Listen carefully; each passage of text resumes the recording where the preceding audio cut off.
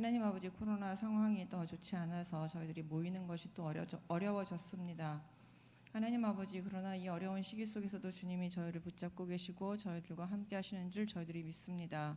그 손을 의지하고 이 어렵고 힘든 시간들을 주님을 붙잡고 한 걸음 한 걸음 지낼 수 있도록 주님 도와주옵소서. 이 시간의 끝에 주님께서 또한 저희들에게 큰 복으로 그 믿음을 주님을 잘 잡고 주님을 의지하며 한 걸음 한 걸음 살아간 사람들에게 주님께서 또 큰 은혜로 큰 상을 베풀어 주실 줄 믿습니다. 하나님, 그 시간을 기대하오며 예수님의 이름으로 기도드립니다. 아멘.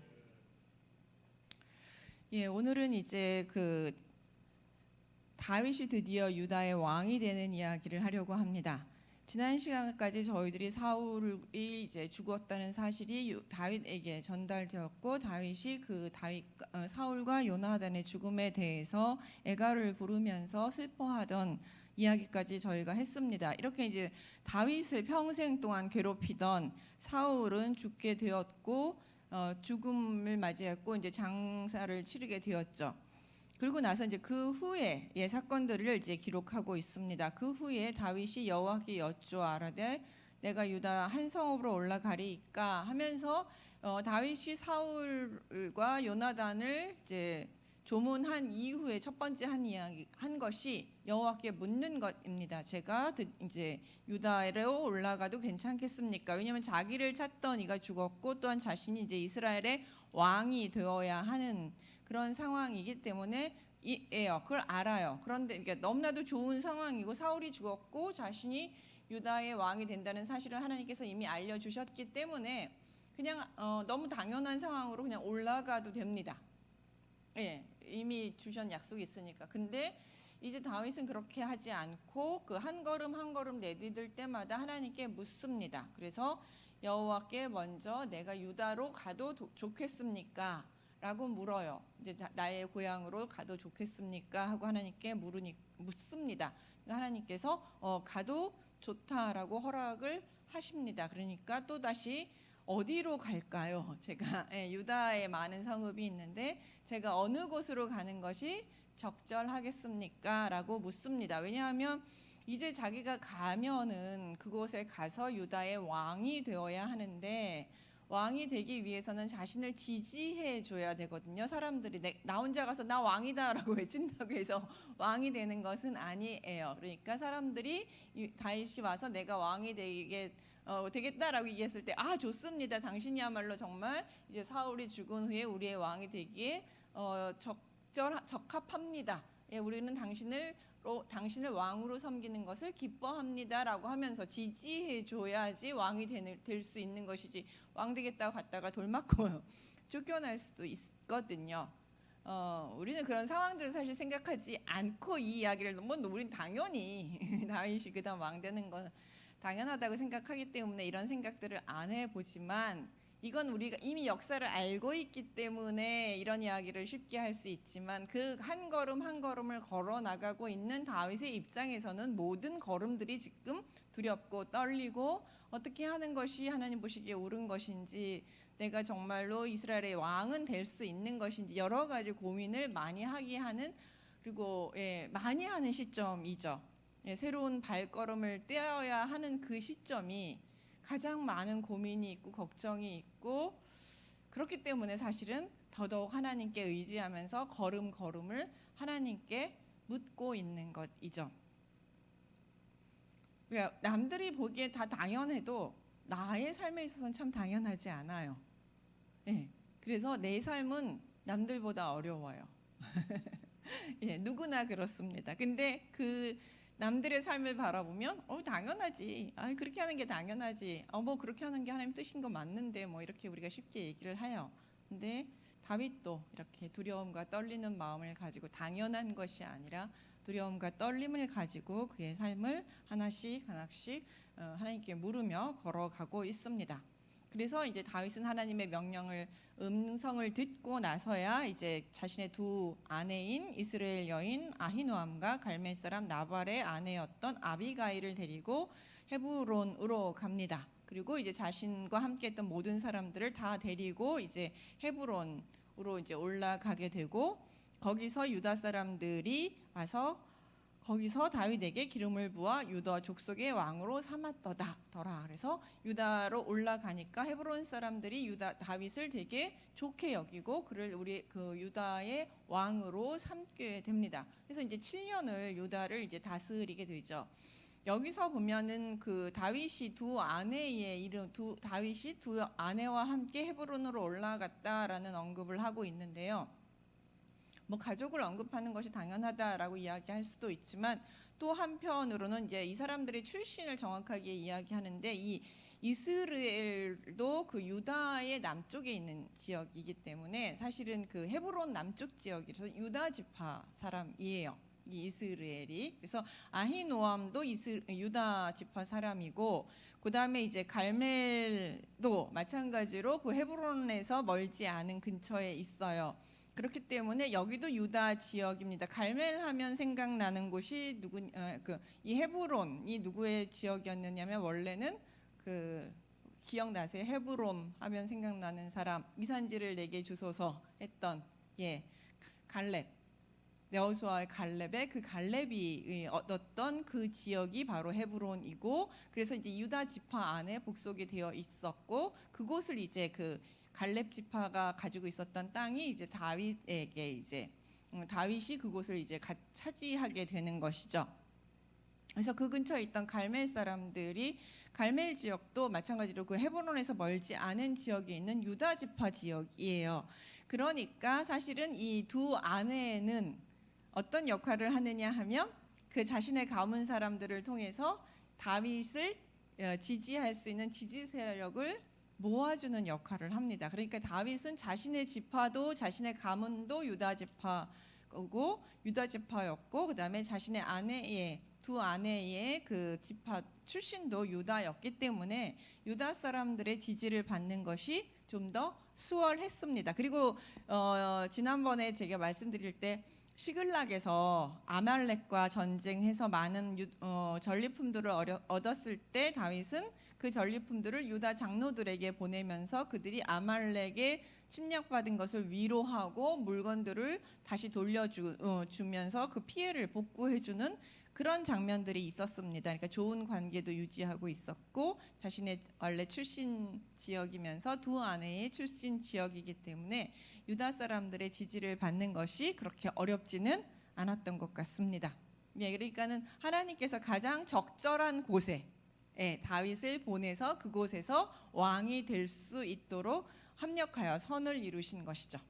그러니까 그곳에 보내신 것과 그 다음에 다윗의 지파와 그 아내들의 지파와 그 다윗이 여태까지 했던 행동이 다 따로가 아니에요. 그러니까 따로가 아니라 그 모든 것을 합력하여서 가장 선한 곳으로 하나님께서 보내신 것이죠. 그래서 이제 왕이 됩니다. 근데 다윗이 왕이 되자마자 제일 먼저 나온 사건이 뭐냐 하면 어떤 사람이 다윗이 왕이 되자마자 와서 길르앗 야베스 사람이 사울을 안장해줬다, 매장해줬다라는 사실을 알려주게 됩니다. 도대체 이 사실을 왜 알려줬는지 그 의도가 우리는 되게 궁금합니다. 왜냐하면 그러니까 이렇게 이제 다윗이 사울 가문, 그러니까 왜냐면 왕정은 기본적으로 사울이 죽었으면 그의 아들이 왕위를 이어가는 것이 당연한 입장 속에서 사울 가문을 제치고 지금 다윗이 왕이 됐기 때문에 사울 가문과 다윗 가문은 이제 원수지간처럼 되어 있다라고 생각을 한 것이죠. 그래서 왕이 된 다윗에게 길르앗 야베스 사람은 사울을 좋아해서 사울을 죽은 다음까지 장사 지내줄 정도로 사울에게 충성하는 지파다, 지역이다라는 사실을 알려주기 위해서 알려줬던 것 같아요.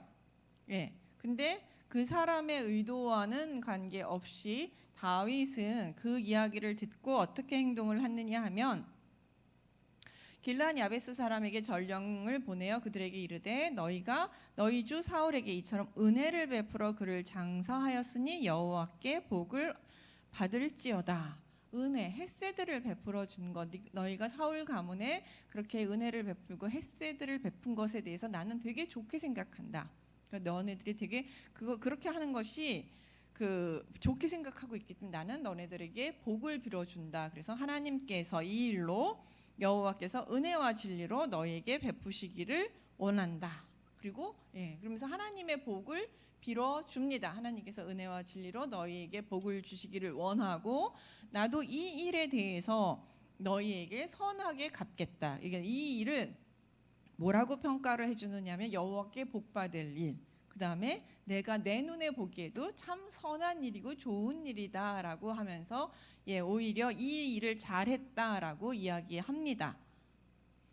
그리고 7절에 보시면 그러면서 그 일에 대해서 나도 갚아주겠다라고 얘기해요. 선한 일을 갚아주겠다라는 얘기는 나는 이 일에 대해서 되게 좋게 보고 있으니 이것에 대해서 나는 되게 너희들에게 보답을 해주겠다. 너네들을 선대하겠다라는 이야기를 하면서 이제 너는 손을 강하게 하고 담대히 할지어다. 너희 주 사울이 죽었고 또 유다 족속이 내게 기름을 부어 그들의 왕으로 삼았음이라 라고 이야기해요. 이게 되게 이건 정치적 언어인데요. 선하게 내가 갚겠다라고 얘기하면서 너희는 손을 강하게 하고 담대히 할지어다. 이 얘기는 이제 두려워하지 말라, 놀라지 말라, 뭐 강하게 하라, 담대히 하라, 여호수아가 잔뜩 들었던 이야기죠. 그러니까는 지금 그들을 지켜줬던 그들이 가장 그래도 충성을 바쳤던 왕이 사라지면서 이 길앗 야베스 사람들은 되게 두려워하게 되잖아요. 그래도 좋으니 나쁘니 해도 어쨌든 사울은 이스라엘을 지켜주던 왕이었고 그들의 보호자였는데 그들을 보호자를 잃었기 때문에 그들은 두려워할 수밖에 없지만 그러나 이제 내가 유다의 왕이 되었으니 이제 나를 섬겨도 좋다. 내가 너희를 지켜주겠다. 나를 섬기면 내가 너희를 지켜주겠다. 사울이 죽었지 않느냐. 그러니 이제 그리고 내가 왕이 됐으니 나를 섬겨라. 내가 너희를 지켜주겠다. 내가 너네들 한 일 그거 나쁘게 생각하지 않는다. 죽은 자신의 왕에 대해서 끝까지 충성을 다하는 그 행동에 대해서 나는 나쁘게 생각하지 않고 오히려 좋게 생각한다. 너네들의 충성심을 높이 산다. 그렇지만 이미 그 왕은 죽었으니 이제 새로 왕이 된 나한테 충성을 바쳐라 라고 이야기를 하는 것이에요. 상당히 정치적인 언어이지만 또 한편으로는 또 여기에 중요한 메시지가 있는 게 뭐냐면 사람이 힘을 얻고 권력을 잡게 되면 이 상대방을 설득하는 방식이 여러 가지가 있겠죠. 그러니까 지금 사울이 죽어서도 끝까지 충성을 다짐했던 길앗 야베스는 끝까지 사울을 좋아했기 때문에 다윗이 왕이 되는 것에 가장 반감을 가질 사람들 중에 한 사람이겠죠. 다윗이 왕이 된 것을 가장 싫어하는 사람이겠죠. 그러니까 자신의 일종의 적이고 자신을 가장 적대할 인물이고 그래서 이제 사람들이 이 다윗에게 길앗 야베스 사람은 끝까지 사울에게 충성을 바쳤던 위험한 사람들이라고 다윗에게 알려주고 이제 저 사람들을 경고를 한 것인데, 그러니까 그런 사람들에 대해서 다윗은 힘으로 내 군사를 이끌고 가서 길앗 야베스 사람을 치면서 나에게 충성을 다하지 않고 다해라 이렇게 할 수도 있어요. 그게 보통 힘을 가진 사람들의 속성이에요. 권력을 가진 사람들이. 그리고 아니면 뭐 직접 가지는 않더라도 길앗 야베스에게 사신을 보내서 이와 반대의 말을 할 수 있어요. 나한테 충성을 바치지 않으면 내가 너네들을 가만히 두지 않겠다 라고 말할 수도 있어요. 충분히 지금 그런 힘이 있어요. 그 길앗 야베스 하나 정도는 잡을 수 있는 힘이 다윗에게는 있습니다. 그런데 다윗은 그 방법을 선택하지 않고 겸손하고 너그럽고 인자하고 예의 있는 방법으로 니네들이 그렇게 사울에게 충성을 바친 것을 정말 잘했고 나도 높이 평가한다. 너네들의 마음을 충분히 안다. 그러나 이미 사울은 죽었으니 이제 그 충성을 나한테 바치는 게 어떻겠느냐. 그래서 나와 함께 가자. 난 당신들을 충분히 이해하니 너그럽게 인정하고 있으니 나와 함께 갑시다 라고 하면서 부드럽게 은혜로 설득을 하고 있는 방법을 사용하고 있습니다. 이렇게 다윗은 자신이 왕이 되면서 그러니까 왕이 됐는데 사실 다윗이 왕이 된 상황도 다윗의 입장에서는 그렇게 편하지 않아요. 지금 전체 12지파의 사울은 한 번에 그냥 12지파 왕이 딱 돼버렸어요. 근데 다윗은 지금 왕이 된다라는 사명을 받고도 소명을 받고도 십몇 년을 지금 고생대로 다 했는데 왕이 됐는데 그것도 유다 지파에서만 딱 왕이 됐어요.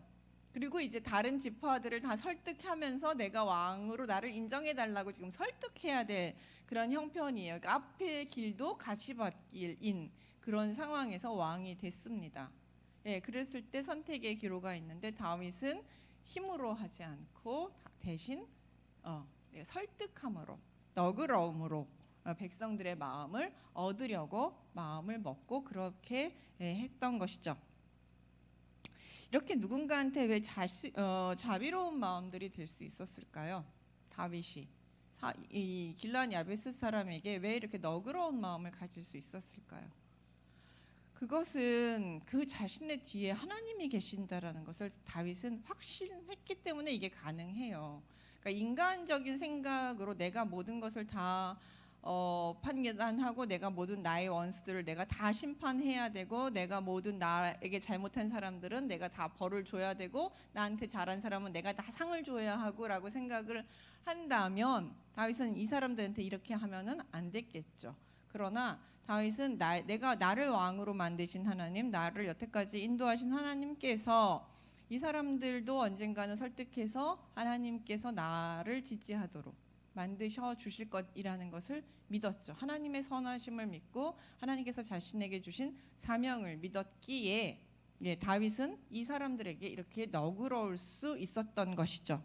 그러니까 하나님께서 원하시는 기독교인의 리더십 혹은 하나님께서 원하시는 기독교인의 품성이 무엇일까라고 생각을 하면 뭐 착하다 뭐 이런 것들보다는 어떻게 보면 그 자신에게 악한 사람들에 대해서 자신하고 감당이 좀 어려운 사람들 아니면 내가 힘이 있더라도 자신에게 좀 실수하거나 잘못한 사람들에 대해서 하나님께서 갚으시리라고 믿고 너그러운 마음으로 내가 살아가는 것이 좀 더 너그러워질 수 있는 것이 그리스도인이 가질 수 있는 최대의 장점이자 하나님께서 원하시는 우리에게 바라시는 성품이 아닐까 그런 생각을 오늘 아침에 이제 다윗을 보면서 저도 생각을 한번 해봤습니다. 이러고 나서 이제 그 다윗이 이렇게 지금 유화 정책을 펴고 있는 한편에서 역시 쉽지는 않습니다. 다윗이 왕이 되는 것이 반란 세력, 그러니까 이제 반대 세력이 등장을 하게 되는데 그게 누구냐면 사울의 군대 장관이었던 넬의 아들 아브넬이 사울의 아들 이스보셋을 데리고 마하나임으로 이제 가서 거기서 이 아브넬이 이스보셋을 왕으로 삼습니다. 근데 그쪽 아브넬 쪽에 붙어 있는 그러니까 이스보셋에 붙어 있는 나라 그 지파들이 더 많아요. 길르앗, 아술, 이스라엘, 에브라임, 베냐민과 온 이스라엘의 왕으로 삼았더라. 해서 이제 온 이스라엘이라고 말한 거는 이제 강조인데 어쨌든 지금 유다 지역보다는 훨씬 많은 지역이 이스보셋을 사울의 왕가를 따르는 이스보셋을 따르는 사람들이 많아지게 됐습니다. 이렇게 이제 한쪽에는 유다에서 다윗이 왕이 되고 한쪽에서는 이제 이스보셋을 중심으로 해서 이제 다시 왕이 세워지면서 이 가나안 이스라엘의 이제 두 왕조가 생기게 된 것이죠. 이때 사울의 아들 이스보셋이 이스라엘 왕이 될 때 나이가 40세이며 2해 동안 왕위에 있었으나 유다 족속은 다윗을 따르니 그리고 다윗이 헤브론에서 유다 족속의 왕이 된 날수는 7년 6개월이었더라.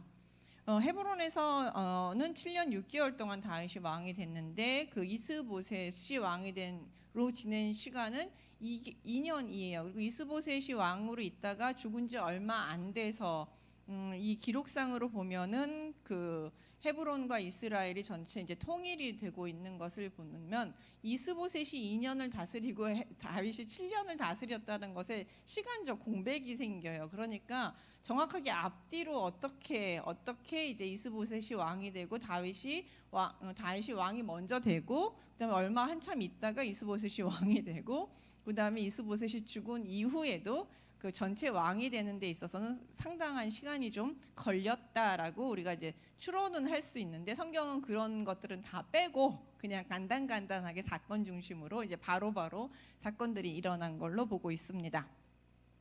근데 2년이면 상당히 짧게 했어요. 하나님께서 허락하지 않은 왕정이기 때문에 짧게 그 왕정이 끝난다는 것을 보여줍니다. 이런 대조를 통해서 이렇게 이제 두 나라가 생기게 되니까 이 두 나라 사이에 전쟁이 일어나게 됩니다. 그래서 누가 먼저 전쟁을 시작하냐면 북이스라엘의 아브넬과 사울의 아들 이스보셋의 신복은 마하나임에 나와서 기브온에 이르고, 그래서 이제 이 아브넬과 이스보셋이 먼저 전쟁을 일으키게 되고요.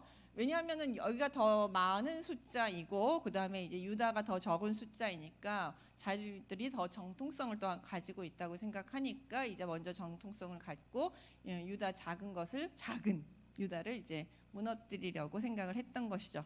그래서 반란 세력을 진압한다 이런 명목으로 이제 유다를 치려고 전쟁을 먼저 일으키게 됐고, 이것에 맞서서 스루야의 아들 요압과 다윗의 신복들도 나오게 됩니다. 그래서 이제 전쟁이 다윗과 이 이스보셋 사이에서 이제 전쟁이 일어나게 됩니다. 근데 여기서 이제 다윗과 이스보셋이 직접 나오기보다는 두 군대 장관 아브넬과 요압이 이제 나와요. 그래서 먼저 전쟁을 하는 방식이 좀 잔인합니다. 어떻게 하냐면 각각에서 12명씩 병사들을 불러서 먼저 싸움을 하게 한 다음에, 그래서 싸움 그렇게 한 다음에 그 다음에 이제 전쟁을 하자라고 이야기를 해요. 그러니까 이렇게 해서 기선제압을 하려고 하는 것이죠. 뛰어난 12명의 소년들을 양쪽에 붙여서 한쪽이 더 많이 살아남는 쪽이 승기를 잡는 거죠. 그 승기를 잡은 걸로 이제 전쟁을 해서 훨씬 더 승기를 갖고 기세를 몰아서 이제 전쟁을 하려는 그런 방법을 씁니다. 전쟁은 기세 싸움이라고 얘기를 해요, 원래가.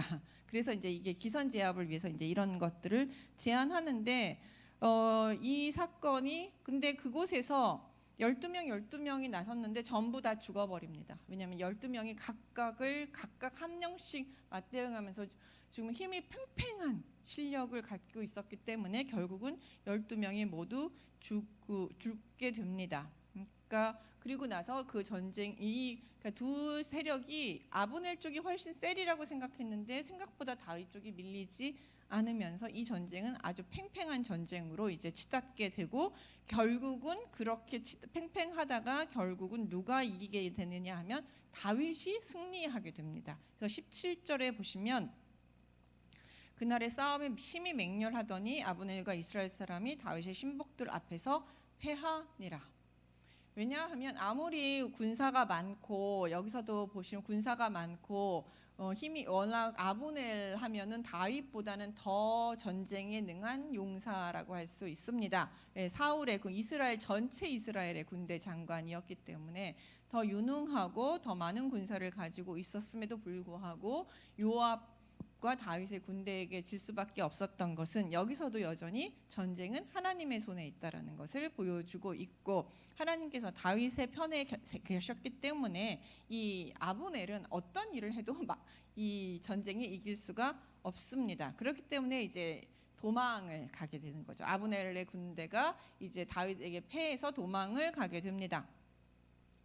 근데 이것을 도망을 막 가던 중에 누가 이제 여기서 쫓아오느냐 하면 그 스루야의 세 아들 요압과 그다음에 요압과 아비새와 아사헬이 있는데, 이 스루야의 아들들이 이제 계속 등장을 하는데, 스루야는 누구냐면 다윗의 누이예요. 누나예요. 그러니까 여기서 보면 관계가 다윗이 삼촌이고 이 사람들이 조카입니다. 조카이고, 근데 아마 장성한 조카이고, 다윗의 신복으로 이미 요압은 이전에서도 나왔었고, 그다음에 아비새도 다윗의 신복으로 등장을 했습니다. 그러니까 사울을 죽이려고 갔을 때 누가 나와 함께 갈까 했더니 저 하나면 충분합니다 하고 나섰던 게 아비새예요. 그러니까 다윗이 광야 시대에서부터 그 어려운 시절을 다 같이 겪어왔던 자신의 가장 신복이 바로 그 누나의 아들들, 조카들이죠.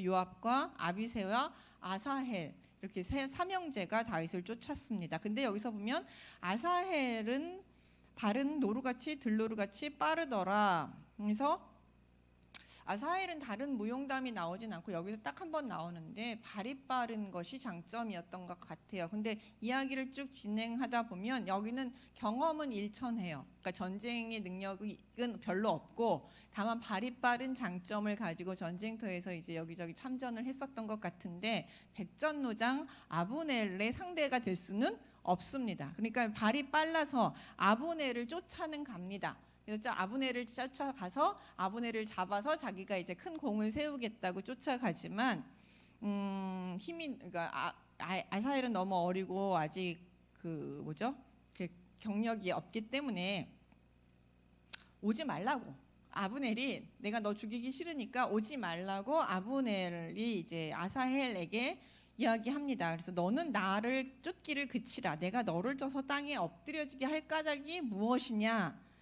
그렇게 하면 내가 어떻게 내 형 요압을 대면하겠느냐라고 하면서 이제 2번이나 돌아가라고 얘기를 해요. 자신의 상대가 안 되니까. 근데 아사헬이 그거를 거절하고 끝까지 아브넬을 쫓아오니까 결국 아브넬이 창의 뒤끝으로 그의 배를 찌르니라고 해서 이제 뒤에 쫓아오니까 창을 가지고 뒤에서 이렇게 한 거죠. 예. 참 이렇게 하면서 그래서 그대로 이제 여기서 아사헬이 즉사를 하게 됩니다.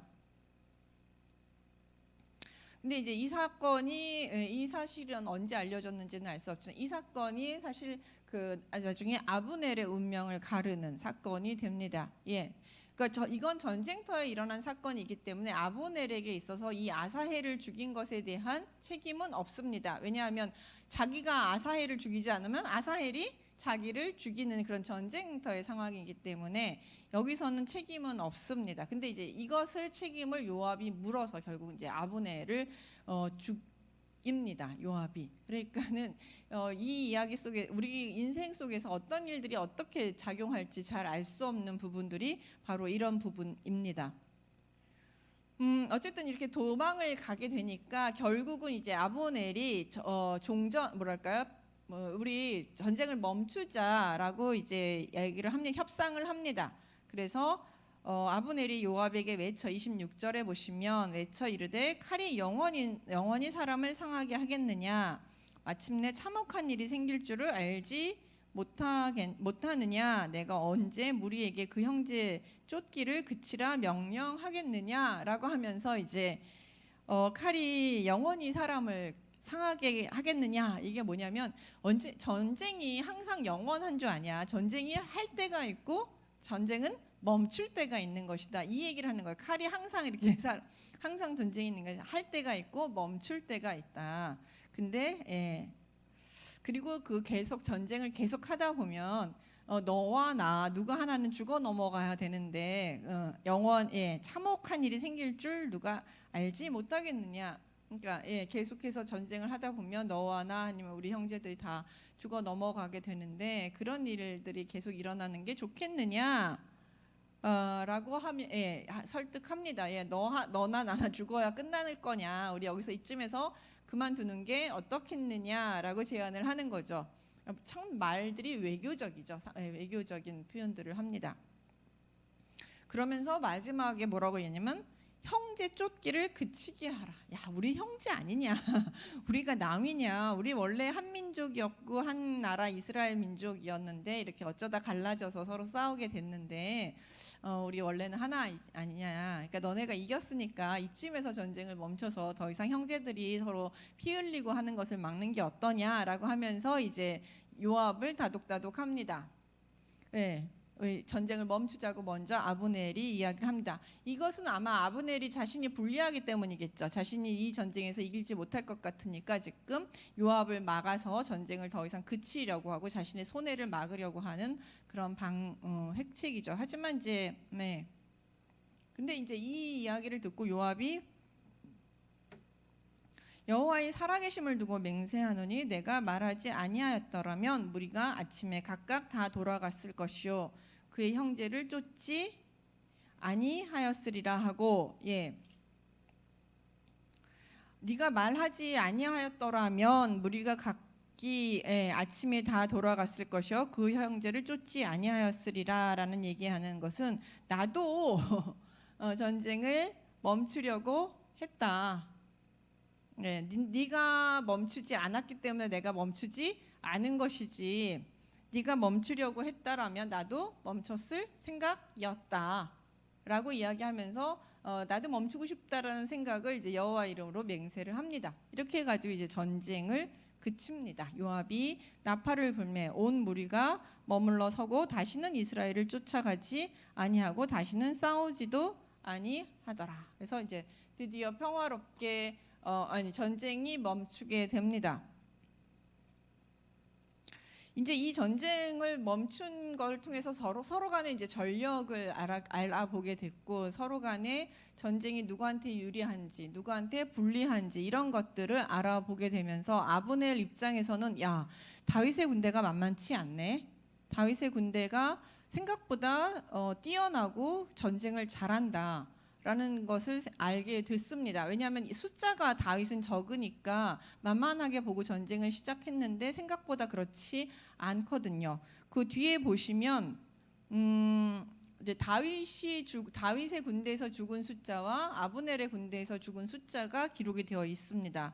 요압이 아브넬 쫓기를 그치고 돌아와 무리를 다 모으니 다윗의 신복 중에 19명과 아사헬이 없어졌으나 그러니까 19명과 그다음에 이제 아사헬 정도가 전사를 하게 된 것이고요. 여기서 신복이라는 것은 다윗에게 되게 중요한 신하 있잖아요. 따르던 600명의 그런 신하들 중에서 그 중요한 그 신하들 중에서 19명이나 잃었고 아사헬도 잃었어요. 그러니까 중요한 그 장수들을 19명, 20명을 잃은 것이죠. 근데 그것에 반해서 다윗의 신복들이 베냐민과 아브넬에게 속한 자들을 쳐서 360명을 죽입니다. 그러니까는 다 아브넬의 어떤 장수들은 360명을 죽입니다. 그러니까 훨씬 더 많은 숫자가 이 아브넬의 군대에서 죽게 된 것이죠. 그러니까 일당 100을 거의 했다고 다윗의 군대가 사울의 군대에 맞서서 아브넬의 군대에 맞서서 일당 100의 역할을 하고 있다라는 것. 그래서 다윗의 군대가 뛰어나게 전쟁을 잘 했다라는 사실을 보여주고 있고 이 사실은 아브넬로 하여금 다윗과 계속 전쟁하는 것이 쉽지 않다라는 것을 이제 알게 됩니다. 알려주는 사건이 되는 것이죠. 왜냐하면 하나님께서 다윗과 함께 하셨기 때문에 다윗의 집이 사울의 집에 의해서 지지 않기 때문인 것이죠. 그래서 3장 1절에 뭐라고 나오냐면 사울의 집과 다윗의 집 사이에 전쟁이 오래매 다윗은 점점 강하여 가고 사울의 집은 점점 약하여 가더라. 그래서 계속해서 이런 이제 끊임없는 전쟁들이 계속 지속이 되어 있고 이것이 이제 가장 대표적인 전쟁이었는데 대표적인 전쟁을 이야기하면서 결코 아브넬의 군대가 사울의 군대가 다윗의 군대를 이기지 못한다라는 것을 이야기하고 있고 점점 다윗은 강하여 가고 사울의 군대는 약하여 간다는 것을 이야기합니다.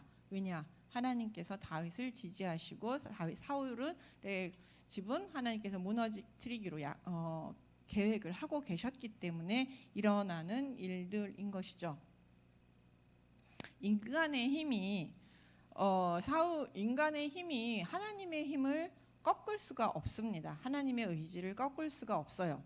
지금 제가 2장 12절에서 그 사울의 집에서